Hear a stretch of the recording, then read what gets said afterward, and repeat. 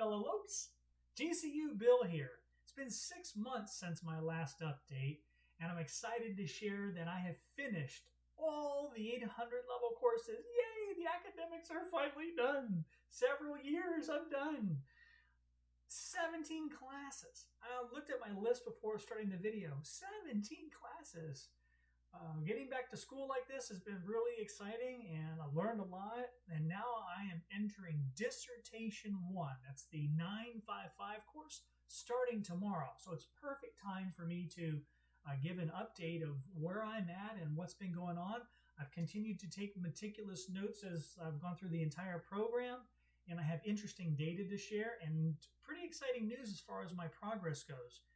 As a brief recap, let me just share that I did start in mid-May 2020. So I'll share this for those who've not been watching the videos. And I took the strategy of trying to find my dissertation topic early in the program. Where I started and where I ended up were two different places, which is a very common story.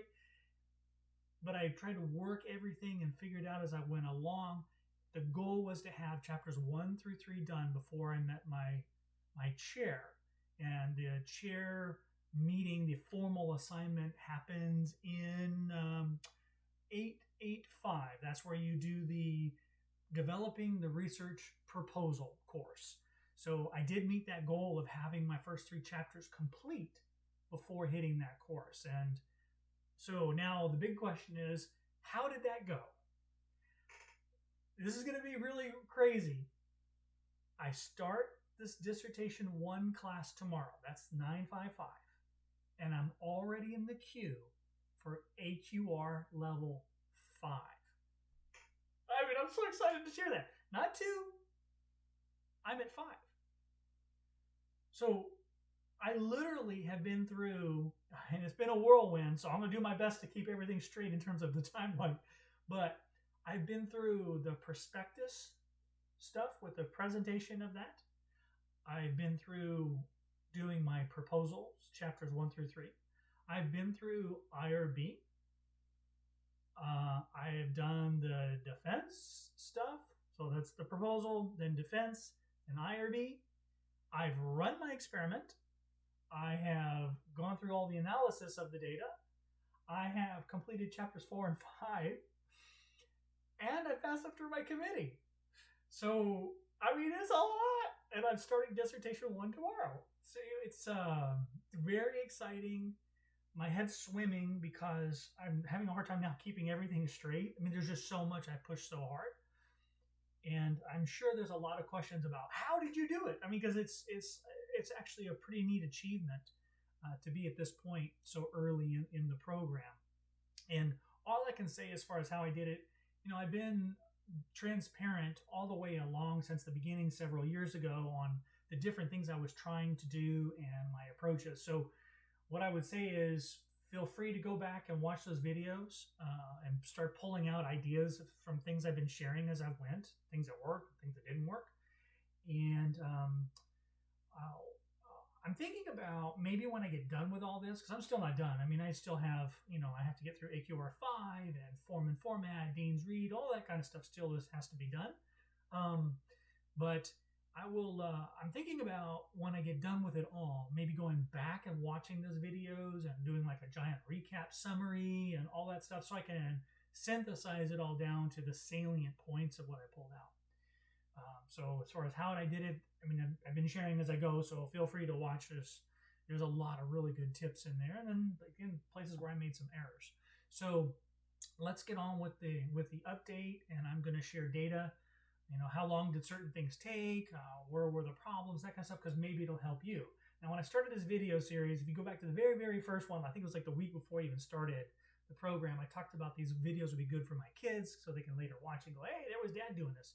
But then maybe it'd help others. And it looks like it is helping others based on looking at the views and the statistics. So over time, I've kind of morphed that this is more about helping other learners make their lifelong dream come true. Because for me, this has been a long time coming. Go back, you can hear my slob story, about why I'm doing this. In any case, I do see that this may help other people. So with that spirit of maybe helping others, I'm going to just share some information. of what worked and what didn't work for me. So let's see. I got my notes here to cover things. So let's see. Updates and things to share. So first off, life events continue to happen. From my other videos, you heard about my mom going into the hospital, being touch and go in the emergency room, and in the hospital for critical care for many days, and how that disrupts trying to do the dissertation stuff. COVID happens, of course, and all of that stuff, and getting shingles. You remember that video? I mean, life happens. I got 2 teenage daughters. You talk about life happening. That's great, right? So this time, since the last update, what has happened is Hurricane Ian. Yay! I mean, I live in Florida, and I went pretty close to my house, and I have neighbors who lost power and got flooded and didn't have connectivity and all that.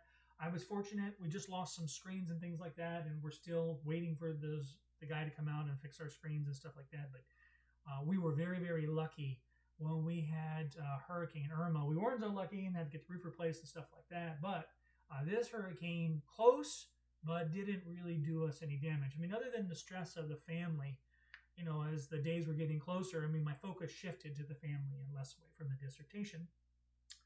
My chair was awesome. So let me say I got my chair. His name is Dr. Cranmore, and it's been a blessing. They say when the student is ready, the teacher appears. He is the exact right guy for me. And I'll talk about my chairman a little bit more.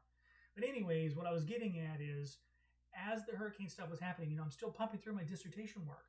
And he's like, hey, focus on the family. Safety first. I had to build a wall for the water, in my back patio and all that stuff. And he's like, take care of that. Don't worry. So he was awesome about just focus on family. We'll get back to the dissertation. So as far as do life events happen while you're doing this? They've been happening to me. And so full disclosure, that's one of the things that I had to deal with life-wise. So as it relates to the dissertation work, so there I was entering with my committee, and I didn't just have the prospectus, which is the PowerPoint presentation, right? I actually had my proposal, which is chapters 1 through 3. So I knew that my prospectus was really solid because there's so many interlinkages, and when you write the dissertation chapters, they do feedback in and you can see them. So then you can come back and make sure your prospectus is aligned and done well. So I did my presentation to them, and I had some changes, right? So I guess I'm not immune to the change stuff like everybody else. I took the risk. I wrote chapters 1 through 3, which is the proposal part. And when I got to my committee, which was the 885 class, sorry, I have to look to get the numbers right, the design got changed. I had gone in based on residencies like other people. I had one I had one approach when I went to residency 1. Residency 2 changed that approach, which is fine. And then I get to my committee, and of course it changed again. And that's not an uncommon story based on what I've been learning. So I went from a comparative study when I started to, once my committee reviewed things, they decided that I would be better with a true experimental design. Well, I had written chapters 1 through 3, right? So chapter 3, for example, is all about how you're going to do your experiment or your study. And now I've changed. It also has an impact because when you're citing your work, like in the literature review and stuff, you have to cite studies that are similar or use the same kinds of designs and point that kind of stuff out. And then, of course, there's chapter 1, which is the introduction to everything. And then, you got to line it all up and say what you're doing. So I was like, oh, okay. Well, that was the risk I took. That's the risk I took, and I accepted that. But it wasn't like the experimental design from comparative to experimental was like a radical change. At least I still stayed quantitative, so all my variable stuff was good. But I did have to go change, and I had to go find some new citations and sources. So I just buckled down and I did it. I went into my chapters 1 through 3 and made the changes that were required. The other thing that happened with when I got to my committee and they saw my PowerPoint presentation is it was identified that I needed another variable. So I didn't just have the variables I had identified that I thought would have worked for comparative study, but in going to experimental, There was the issue of what's the variable going to be represented between the two groups, the treatment and control and all that. So that birthed a new variable. Well, that also impacts chapters 1 through 3. Fortunately, I was able to sit back. I knew my stuff. I mean, because I did 1 through 3, I knew my space really well. And I made those adjustments to incorporate a new variable and new definitions for that variable. I mean, all the stuff. Once you get through it all, you'll see you got to define a lot of things from the literature. But I knew where to go. I mean, once I understood what was being asked for, I was like, I need to do that. Totally makes sense. So I went through that process. I made those changes, then submitted all the chapters. And my chair was totally cool. We worked with a lot of stuff as we went along. And I got my feedback from the methodologist first, and I made those changes and actually there were 30 changes needed. I could have, they say, here's what I suggest you do, right? And my model all along has been accept their feedback, see this as a learning exercise because they've been down the road. I didn't fight anything. Just to be clear, I didn't do like a stand my ground. I'm not changing something. If it was recommended, I went for it. I just took it as I need to do this. And of the 30 things that were pointed out, I would say a few of them were like I had to really think to figure out what to do. And I spent the time and I worked on it and I just didn't stop. I worked on everything really, really hard, turned it back around, and did make it through on the second time pass. Was really happy about that. I get my feedback from the content expert. I'm good to go there. I didn't make 3s on anything. There's that grading criteria. Everything was 2s. I maybe you have to grade yourself, and I had a few things above 2, but nobody ever gave me anything above 2, so maybe I overestimated how good some parts were. And that's okay, because the criteria to move on is that most things get a 2. I made sure that everything got a 2 and moved it on. I was really excited. So everything got through that. So then I'm off to, if I remember right, AQR land. But I ran into a glitch. So another thing that comes up. My content expert wasn't, I guess, somehow properly added to my learning dissertation portal. The content expert had accepted. There's a thing that they have to do on their side about accepting that they're willing to be your content expert, and there's like a contract between the school and the content expert. My chair said that all of the stuff from his side was right, and my student services person said everything was right from their perspective, like everything's out there. So everybody's saying everything is working, and yet the content expert isn't showing up in the portal itself. Like, oh, what can I do? Everybody says everything is right. And I just kept going back. I mean, can you please confirm? Can you please confirm? And after several days, I don't know what had magically happened, but all of a sudden, the content expert emerged and appeared, which was great. So they were working on my stuff, but they just couldn't show up. Now, why that's important is my chair didn't feel comfortable moving to AQR until I had my content expert formally showing up. So they're providing feedback and paying attention to my work and doing all that stuff, but they didn't have a place. So, technical glitch. I still don't know what actually happened in it all. It doesn't matter. I just moved on. I just kept going back and forth with everybody. They said this, they said that. I didn't know.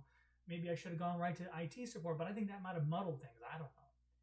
We got through it. It got added so my stuff could go to AQR. So I went to AQR. Now, what did I do while I was waiting into AQR? Let's see. During the AQR time, I spent my time practicing my presentation of the defense itself. And so I got really good at it. I mean, I literally practiced it every single morning. And it took about, I was targeting 30 minutes for the presentation, but I got good at it. I mean, I was really good. I filmed myself. I sent a link to a friend who I've met through the doctoral program, review it, give me feedback, that kind of stuff. I mean, I got really good at it. So I go through AQR after, I don't know, it was like 10 days, 7, I don't remember, something like that. I like to get the data points. I should have typed this one up, but I got it back and it was allowed to go forward. I couldn't believe it. I mean, I was so ecstatic, right? It's like, oh my God, because I was ready to be stopped, go change this. Now, wasn't that they didn't have feedback. In fact, there were 3 items that I needed to address, but they weren't showstopper items.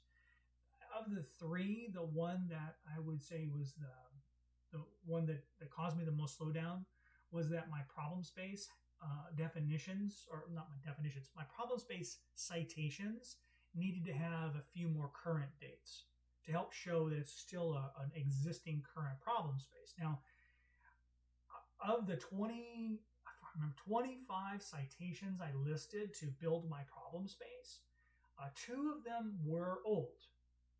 So, I mean, and I think the mistake was on my part was that those were the 2 first definition or 2 first citations in the section. So it looks bad, right? I'm reading the problem space and there's like this 2003, like, oh crap, So I think it was that. I think it's how the document hits these people. And that's part of the learning as I've been going along. So anyways, I needed to update the citations. So I did. I found a way that kept everything true and full of integrity. And the dates that I was talking about from 2003 were when chatbots were being explored. My problem space is about chatbots and how learners interact with them. But there was a processing power change that happened around that time, and so people were exploring them. Well, the modern equivalent of that is the chatbot kind of agents inside virtual reality. So I was able to cite stuff that was happening in the virtual reality world to show my problem space still exists. So I updated those 2 citations to show that the graphics processing was still a part of a boundary condition for my problem space. Anyway, sorry to go off in that way, but so I updated all that. All right, so now I'm going off to IRB, right? So I've gotten through AQR. I'm making my changes. They weren't showstoppers, so it didn't stop the process. If you watch my other videos, I had been going to AQR virtual meetings on and off for almost half a year or more. I talk about them in the other videos and how important they are. I think the first one I did was like a year ago. I just dialed in and listened. They do them every Wednesday, and I think it was Wednesday, yeah. And they're really informative. They're about an hour long. You don't have to talk if you don't want to. In fact, you can even type in there, no question, so they know you're just there to listen, or you type it just listening.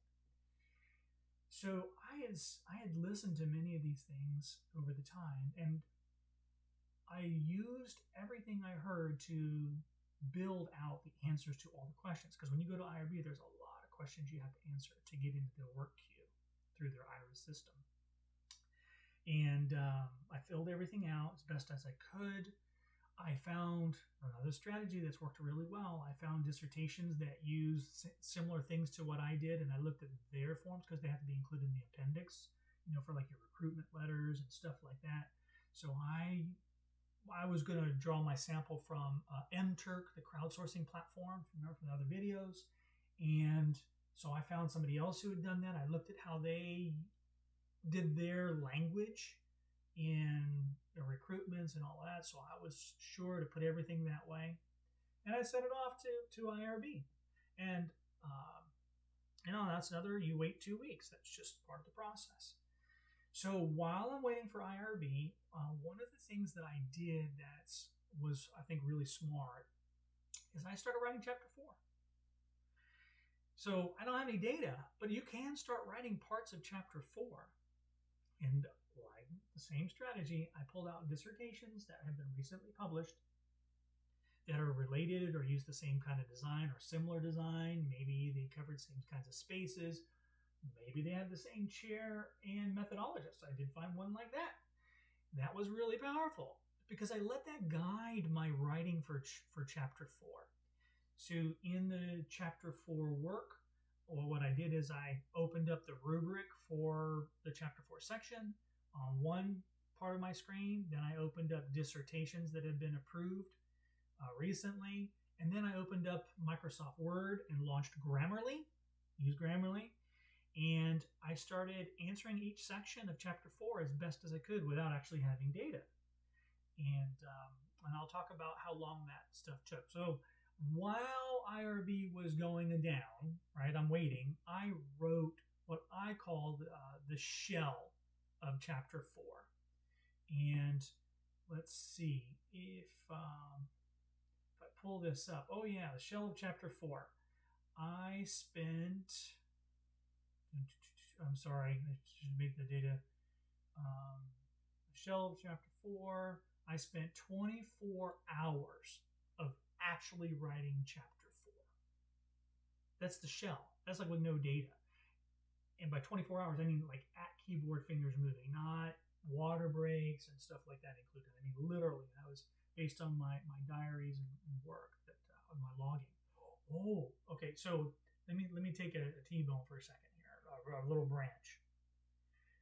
I had to defend the proposal, chapters 1 through 3. So once I got out of AQR and things were approved, I had to defend. And based on the timing of my committee members, my chair is like, hey, I'm sorry to put it really fast, but one of the committee members can't make, they're going to be out of pocket. Could you do your presentation relatively soon?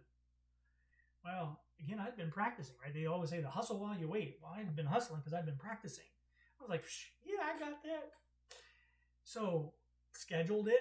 We're going to do it. I mean, boom. And it ended up being like at 8 at night and stuff like that because we had to fit it in before this particular member couldn't make it. A couple days into that window, I'm talking with my chair, and he made a comment. I'm like, ooh, what is this? The comment made me start to wonder if I had maybe been practicing with the wrong deck. And sure enough, I had been. I didn't have the right deck. I had been using the I thought it was the defense deck. That's on me. I thought it was the defense deck. It was the deck that we used in Residency 1 and Residency 2. And actually, the file name, at least at the time it was, I haven't gone back to look, but it was like defense. It was like literally in the title name. I thought that was it, right? It's not. So I'm like, oh crap. And I got this presentation coming due, and I'm telling everybody, I'm ready, let's go, because I've been practicing. So I went out to the DC network, and I found the appropriate one to use. So that's on me. That's no one's fault. That's on me. So I scrambled. I took what I could from the old one and loaded it into the new. The new one, it's not new, it's the proper one is what I should say. I took the incorrect one I'd been building on and practicing, and all my timing was bang, bang, bang, bang, bang, and loaded in the new deck. And the new deck is different. There's new slides, there's other things, and it's also far more high level. So that was like weird and good because I had been practicing and I had so much detail from the Residency 1 and 2 deck. So while I had to invent a number of new slides, I could pull the information I needed, and all that detail I'd been practicing from the other just became the verbal part of the presentation itself. So I didn't make it a big deal, but inside I'm like, oh my gosh, I've got a big switch. So anyways, there is a very particular deck, so just cautionary note, make sure you got the right one. Don't make my mistake. Find yourself scrambling. I'm just glad that it was identified. And I was like, oh, wow. Before, I'm like, putting it up on the share, and like, William, that's not the right deck. And I'd be like, whoa. So anyways, just a little sidebar. So anyway, so back to the shell story. So I spent 24 hours writing the shell, 24 actual keyboard hours for chapter 4. And then I spent 20 hours writing what I would say is the shell of chapter 5. So I wrote these shells, and you don't know the outcomes of your experiments. I haven't run anything yet. I'm still waiting on IRB. I can't do it. So and I'm going out to the IRIS portal and checking every day. So I just took a guess. I don't know the numbers that I was going to have, but in my case, I'm doing a t-test. So I had a 50-50 chance either way about whether I'm going to meet statistical significance or not. And I chose in my shell writing to assume that everything would end up having statistical significance. So I have 3 research questions and 3 variables. And I guess that all three would have statistical significance. That is, my P would be less than 0.05. And I wrote everything that way. Now, again, I didn't have the real numbers, so I couldn't be filling everything. But what I did is I wrote the shell and I put little X's to say, fill in here, and have everything lined up. So I'll share when I get to running the data what actually ended up happening. Be that as it may, all of a sudden, a lot of things lit up really fast. And by lit up, I got the indicator on the IRIS portal that indeed it was time to rock and roll. I could actually do my experiment. Everything got approved. I got approved on the first pass. I mean, it was like, what?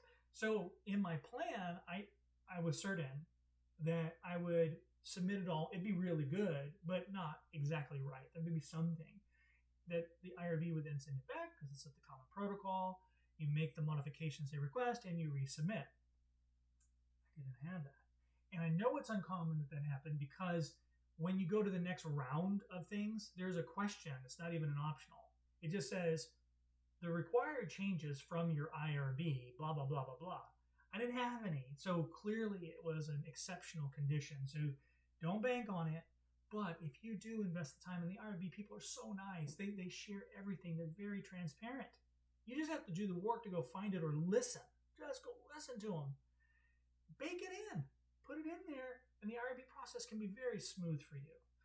Now, I'm dealing with adults. I didn't have a protected class kind of thing or none of that stuff. But I did have human subjects, and I collected a lot of data. I mean, real people, so I ran an experiment. So you can do that stuff and get through IRB in one pass. It's absolutely possible. Bottom line is I did it. I mean, that's the proof. So I got the approval. That was exciting. And so what does that then let me do? Well, I get to collect my data. And this was exciting and scary at the same time because now it's real, right? All these past few years, getting everything lined up and thinking about, it feels like the longest build up. I get to collect data. And will my experiment work? I mean, do all the mechanics work? So I got a little celebratory note. My wife gave me beautiful balloons, which was awesome. It's like, you're number one. I'm now advanced to candidacy. You get this nice little email saying congratulations. And so I started collecting data, and it was really nerve-wracking. And then, in fact, at first, so on Mechanical Turk, you can set the size of the number of people you want to allow into your experiment. And I only let 5 in at first because I didn't know if it would blow up. I didn't know. I didn't know. You can trust everything, but I didn't want to go all sideways on me and not correct it and spend all the money because I'm paying every time a person does my survey. What I ended up paying was $2 a shot. And that's $2 for that person, but then Amazon gets a cut on top, or not a cut. They're on top of that. It's a fee. It's like 20%. This is a side thing to keep in mind, if you do numbers of participants under 10, then there's a savings. So, sorry, there's a lot here. There's the money you pay the participant, but then there's the fee Amazon charges. The fee Amazon charges on top of whatever you're paying a person is 20% if you're asking 9 people or less to do your work. If you ask 10 people or more to do your work per task, then it's 40%. 40%. So by me starting off with little tasks of 5 people, I didn't have to pay the 40% price. I paid the 20% price. Sorry if it's confusing. You can go on and figure it out like I did. So I started it up, and I started seeing the data come in, and I was so nervous. I'm texting my chair. I'm like, hey, it started. It's just nerve-wracking. And then I started seeing the little counters coming in showing that they were being answered. I mean, it's just one of the most exciting moments, right? Because it's such a big buildup to get here, and you're seeing the data. Just finally collecting real data, real legit participant data. People I don't even know, right? I don't even know where they're in the U.S. I don't even think about them, but they're filling out, providing my demographics information. They're engaging my chatbot, and there they are filling out the survey. My agent persona instrument, the validated and reliable survey instrument I had found. They were doing it. Oh man, talk about a wonderful feeling. So I got the first 5 in. I made sure that it all got collected and put in properly. Don't know if the people are. I opened it up to 9 people. So I was staying within that threshold of the extra premium with Mechanical Turk. I did that, and then I did another 9, and I'm tracking it on my whiteboard, tracking it as I go. I probably will insert a video photo if I haven't already that shows me. I took an early morning like selfie of me doing it. I don't have my nice GCU shirt on for it, but I'm in a t-shirt. It's like probably 4 a.m. because I collected overnight. I went ahead. Once I got that approval thing seen, and I did my 5, and I felt comfortable. I did a 9 and a 9. And then I got really bold and paid the premium. I did a big batch of 50 at once, and I watched. And, bated breath, finally collecting data. And it was about 24 hours in total, and I had a sufficient amount to do my study. You do the a priori analysis of the number of people you need. So I did get past that threshold in about 24 hours. I didn't sleep very much while that was going on. I slept a few hours, get up, check things. And then I had my numbers that I needed, but I decided that the safer bet was I got it all running. Let me go ahead and collect more. Yes, it cost me more money. But I was like, versus going back, because if I have too many outliers or there's corrupted data, there's just a million things, and you do bake it in, but you just never know. And I'd rather pay the extra money to get more people. So I let it run, and then I had about 148 people fill it all out.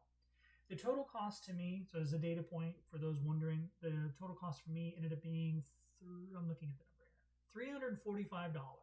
So that's all in. That was paying the people and paying Amazon Mechanical Turk their fee for helping me facilitate and do all this. So $345. I had 148 people do my experiment. All right, so now I got my data. Texted my chair, look at this, it was very exciting. He's excited for me. And then it's time to do analysis. And I had, back to the hustle while you wait, another thing I had done, which was great, while waiting for all this stuff, I decided to create a fake set of data. I put a couple of what I thought would end up looking like. I just used random numbers for everything. And I created like a fake file of data that I could import into SPSS. So I could practice that process. So when I got my data file from mturk, I'd already practiced importing what the data should look like. And I had already written the script. So in SPSS, there's this thing called syntax, which is like a programming language. My methodologist required me to generate all the syntax so that I could rerun experiments, but then he also could go back and look at how I did it, and he could run it too. It's like a validation thing. And it's good practice anyways. Now, having done it, I can see like it's incredibly valuable. It saved me work later. So I had created the SPSS syntax file anyways, with my practice data. So when I got my real data, it didn't work right away because there was like extra quotes at the ends, but I removed those. And I literally just ran all my SPSS scripts. I'd already had them built. So things started shooting out. I'm like looking at outputs. It's like, oh my gosh, it's working.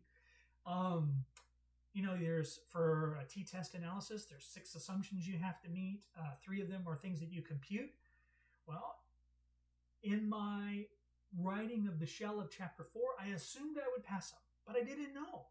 I might have been forced to do not a t-test, but do like a Mann-Whitney U if I failed. So like I had to do my normality test, and I had to check my variance, right? Do I have the same kind of homogeneity of variance across the different groups? I assumed I would have them, but I had to run the test. And so my scripts are running, this SPSS syntax scripts, and there comes my QQ plots, and everything's lining up as normal. I'm like, yeah, I passed that assumption. And then I got through the Levine's test for the homogeneity of variance, and it passed that one too. That is, my P was greater than 0.05, which is what you want in that case. I'm like, yeah, everything's working. And then I looked at my outliers. I looked at my outliers, and that's actually the QQ plot. Sorry. So I should have said in my normality, you do a graph and you can look at the line and see that it fits. But I did my QQ plots and I had an outlier.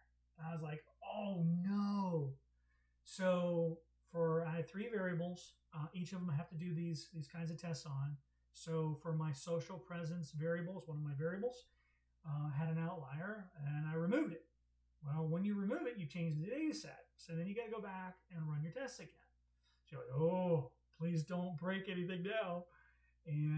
But I have my SPS syntax scripts. So thank you, methodologist Dr. Stimson. You're a rock star because he says do this. So I can just rerun it. It was easy. I had another 2 outliers. And so he cautioned, he actually said, the problem is you could start chasing outliers all day, and then you're reducing your data set size and everything. Well, it didn't just take 1 or 2 passes and all my outliers were gone. It's like, oh, this is good. So my outliers were able to be removed from that variable. And then I had to do it. Another variable I had was human-like. That only had 1 outlier, removal, assumption pass test, yay. And then my last variable was engaging, and it had 2 outliers, so those got removed, but retest area didn't pass, so that's all wonderful. The analysis was also interesting because I had to generate a reliability value for my Chromebook Alpha, and they were low.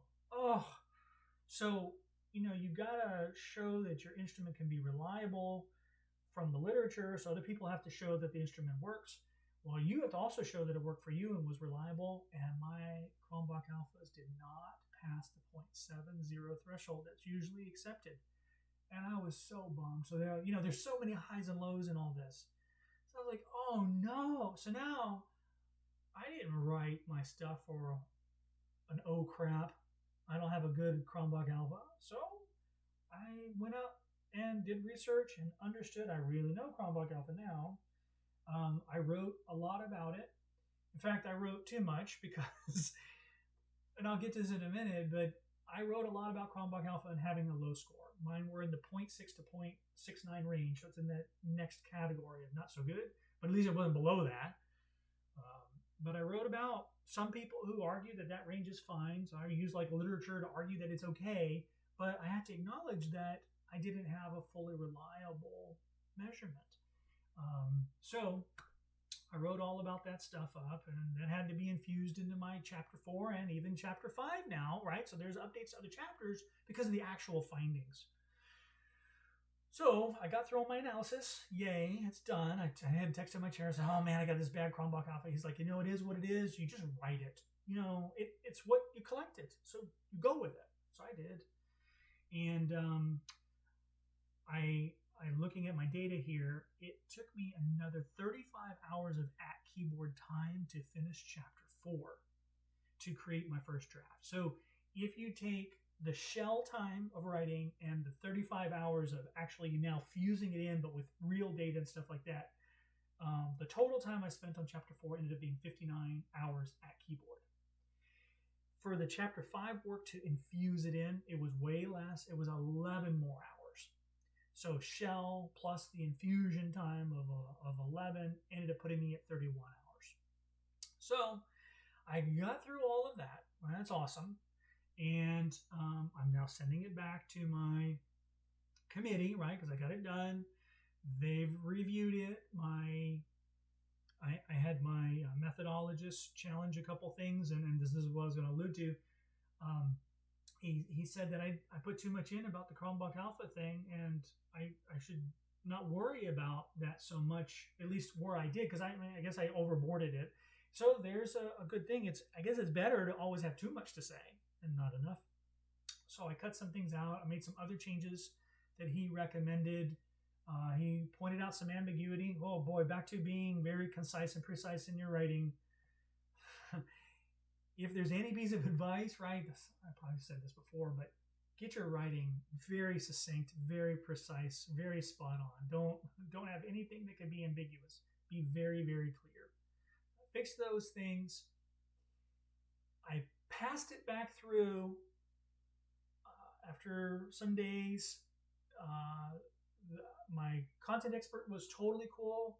My methodologist was like, I'm still not, this isn't a showstopper. I would have preferred, and for me, it was a descriptive statistics approach that I took, where I showed my variables and how with taking outliers out, it actually changes some of the sample dynamics. And he wanted more information about that than I had provided, but he said it wasn't a showstopper. So that is, it was good enough for a 2, but to make my paper like even better, I could have done a better job on that. So I had a decision to make at that moment. It wasn't a showstopper. He's like, you should go forward. I'm not going to stop it with this, but this is a thing for me. I'm not thrilled with it. So I decided that, in all the other ways, I've always gone back and redone things. This one I let go. I decided that he said it wasn't a showstopper. It could have made it even better had I fixed that, or fix that's not the right word. A lot of this is somebody's opinion. Now, they're experts' opinions, right? I mean, this guy reviews dissertations all day. He's got his own instrument he's created, which is no small task. He knows this stuff way better than I do. And he would have liked to have seen something done a little bit differently. Not that it was wrong what I did necessarily, but could have been better. I didn't go back and redo it from that. I went ahead and said, let's go. And so we went, and off I am now in the AQRQ, waiting for AQR level 5. So whirlwind tour. I know we're about 40 minutes into this video, which is long. I'll try to keep them at 30 minutes or less, but it's been 6 months. So let's see. So now, what am I doing while I wait? I'm spending time going through form and format. They have a spreadsheet. A pretty recent one has come out, I think. But they have a spreadsheet, and I'm going through it, and I'm finding all sorts of little things that I need to fix. I'm looking at my list here on my whiteboard. There are 8 things I need to go back and fix based on that list. The little detail things like, maybe I'm just it's a little slow sometimes, but all table names have to end in a period. Okay, and actually I saw that. I'm reading the fine detail within the cells of the spreadsheet that the form and format reviewer will use. They're very transparent. Here's what we're going to look for. And like the 4th sentence in one of the boxes, it says, do all the tables names end with a period. I'm like, oh, I didn't do that. So that's just on my list of things I've got to fix. Oh, another thing you should do, and the thing that I ended up doing, there's a great site, I've probably referenced it before, where you go in, it's called Recite, and it used to be free. They now sell it as a thing that's really cheap. I paid for it. But they find and look at all your citations and look at your reference section, and they line everything up to show that you've got everything covered and everything's formatted right. Oh my gosh. So I was part of them when they were beta, so it was free. And now they have a sell model. So it's like $10 a month, I think, to do it. Do it. Go pay for it. It's such an unbelievable tool. I mean, I'm embarrassed. I'm trying to even remember, but it was like an absurd, like 50 things it found. I was like, oh my, I got a lot of things to fix. But there were things like, I missed a period here, or I missed a comma there on somebody's initial, or hey, do you mean this particular citation? And oh, look, the order of your in-text citation isn't alphabetical. Now, I know a lot of those things, but when you've got hundreds of citations across your paper and you've been working on it for well over, over a year, 2 years, you're not going to get everything. I mean, if you do, great for you. I just didn't. So thank you to the Recite Works people place, because that thing is awesome. So I've got to go do that. I'm practicing my dissertation defense presentation so that if I get through AQR 5, and the way I understand it is they're going to provide feedback in their time frame. My chair and committee have to make a decision about whether to move forward or not, or whether I need to redress material. And then there's an option about going back to AQR 5. I kind of a little squishy on those details, but assuming I make it through, I'm going to have to be prepared to defend my presentation, my proposal, defend my dissertation. And so I am practicing that. And I'm doing the same model I did before. I am practicing that thing every single morning, getting it down. I am using the right PowerPoint this time. It's actually the one I used last time for the proposal, Just there's some extra slides and details that need to be added. Um, let's see. As I think back at everything and where I'm at, and hopefully some of this makes sense if you're going through it all, make your writing really good. I think one of the reasons why my stuff is going pretty good is that I had to go back and I made my writing really precise. I was thinking about the feedback I've gotten from my committee and stuff. The things that are slowing it. When the writing isn't precise and concise, it's like you've packaged up whatever the logical point you're trying to make in your dissertation is, and you're forcing your committee or anybody who's reviewing it to get through that to finally get to the thing you're trying to say or prove or make the argument about. So make your writing precise and concise so that it's abundantly obvious what you're saying and what you mean. Because if what you're saying and what you mean is wrong, you need to know so you can make that adjustment. But if you've got what you're meaning and saying hidden underneath not clear writing, then by the time they figure out the unclear writing and you clean that up, now your idea is being exposed. The thing that ultimately you needed your feedback on, and it has to be adjusted. So you've spent all that time getting it concise and precise. They had to work it through to figure it out. And then they get to the idea. But if you can be concise and precise right away, then your idea stands alone and they can attack the idea, which is what you want. It's okay for them to attack it. I mean, they know more. Well, my view is they know more than me about all this. I don't. Now, I know my study better than they will ever know. But they know this whole thing about academic writing. And I look back at what I wrote in the very first course. I'm looking back in May 2020, and my writing is horrible compared to what it is now. Horrible in an academic writing way. And so then this comes out to, if you're early in your journey, take advantage of all your discussion posts and opportunities to write. I mean, you may come across as stodgy or too academic or trying to look like you're a show-off or whatever. Doesn't matter. Treat every discussion post and reply every time you possibly can, like you're writing your dissertation paragraph. Unless your instructor tells you not to do that, do it. Practice it over and over and over. Because, I can see where if you don't write in an academic way, that you will make the ideas you're trying to say hidden. So by the time people get through that layer, you've already spent several cycles going through the review processes and you're wasting time. And then they can finally go after the ideas. And then you get frustrated. I can see it. You're like, wow, now we're finally getting to my stuff. And you don't like it. Well, it was hidden. And you may not mean it to be hidden. I think back another video I had done in this process was back in Residency 1 video, and I shared the experience of listening to a fellow classmate. I pointed this out. A fellow classmate was getting frustrated that the facilitator kept adjusting their writing. And the person actually made the comment, and I shared it. I'm an English teacher, or English professor. I know how this goes. And the facilitator's comment, again, I have to look at the video, but was something along the lines of, but you're not in here. That role doesn't apply here. So even somebody who's proficient and teaches English or whatever, no matter how awesome you think you are at writing, you may not write awesomely academically for a research paper. So big advice, anybody starting off, get your right, even if you think you're amazing at it, go prove it. Go get somebody else who knows what they're doing and what they're expecting. Have them critically review it and be open to it. Because I can see very obviously now my writing was not there.